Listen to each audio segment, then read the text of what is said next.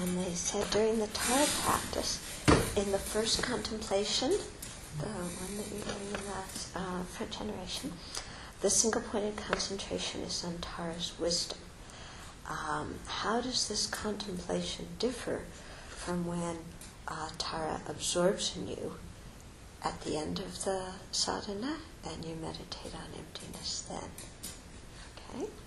So this is a good question.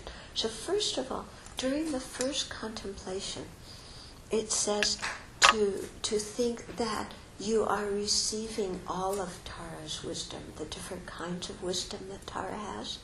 So Tara has many different kinds of wisdoms. They're not just the wisdom realizing emptiness.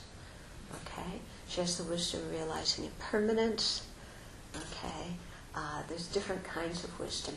When we study the 6 far-reaching practices, they talk about 3 kinds of wisdom. One knowing the ultimate truth. That's the one that's going to know emptiness. One knowing the conventional truth.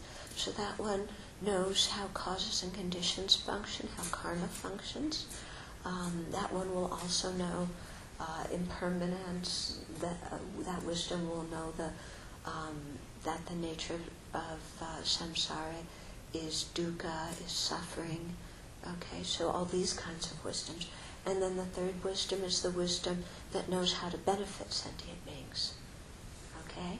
So when you're doing the first contemplation with Tara in front and the lights coming, you're thinking that you're receiving all of Tara's wisdom. It's all these different kinds of wisdom that's coming in. Okay? Whereas at the end of the practice, when Tara dissolves into you, at that point you're meditating on emptiness and you're trying to generate the wisdom realizing emptiness yourself at that time. Okay? So here's another slight difference too. When you're doing the visualization during the first contemplation, okay, your object of meditation is Tara and the light coming into you and yourself receiving all of Tara's wisdom. So that whole thing is your object of meditation because you're really thinking that you're receiving Tara's wisdom at that time.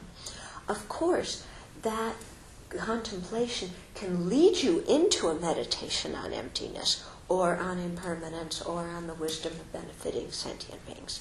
But the actual visualization itself, at that time, the object of your meditation is Tara and the light in you, okay, and that whole process of connection.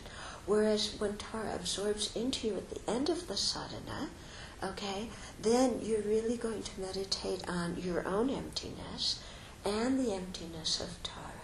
And so at that time, your object of meditation is emptiness, okay? And so you can go about that meditation on emptiness in any of the various ways that you've been taught to meditate on emptiness. For example, the 4 essential points or the reason of dependent arising. Any of these things you can use at that time.